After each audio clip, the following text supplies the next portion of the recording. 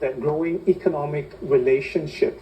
Was he explicit about the consequences, and how do you think, I guess, smaller countries and countries with economic relationships, with China in the region, how do you think they'll be taking this message and reacting? I think this was the most notable gap in the speech, was the way that Secretary Hegseth did not really address the elephant in the room in terms of how the United States' international economic posture has gone off like a bomb in the region. So you have countries like Vietnam, countries like Thailand that were really doing phenomenally well, growing their exports, becoming more prosperous as a result of being part of the global trade networks. Now, the amount of uncertainty that's been injected into the region just due to the president's posture on trade issues, it's what's on everyone's mind, but it was not really addressed by Secretary Hegseth. So if you look at we're in a pause period where the steepest reciprocal tariffs and other tariffs have been paused. However, if you look at the U.S.'s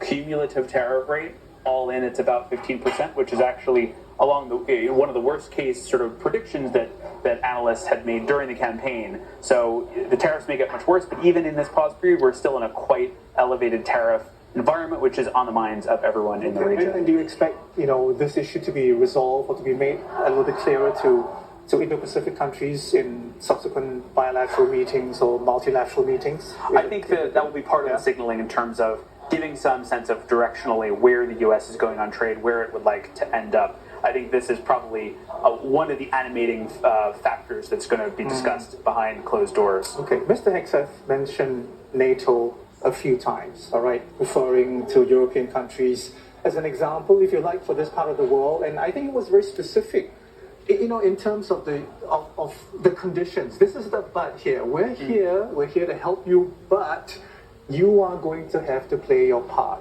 That number that was, mentioned, 5%, because that's the number that Donald Trump was expecting NATO members to pay in terms of the defense expenditure as a proportion of GDP. Is that realistic, Ken? I mean, is there political will? Is there financial ability, among Asian countries here, this part of the world, to do something like that? I think perhaps the most surprising turn of phrase in the speech was when Secretary Hegseth said that, yes, the U.S. has delivered some tough love to its European allies in NATO for not spending enough. He actually used those European allies as an example, especially countries in the Baltics, countries such as Poland, who have really increased their defense spending significantly and said, look, Asian allies and partners, we respect you, we're here, we want to be a good partner, but we think you also need to do more. So this is one area in which there was a sort of tougher message directed at Asian allies and partners. So yes, I think the kind of headline goal of the Trump administration is for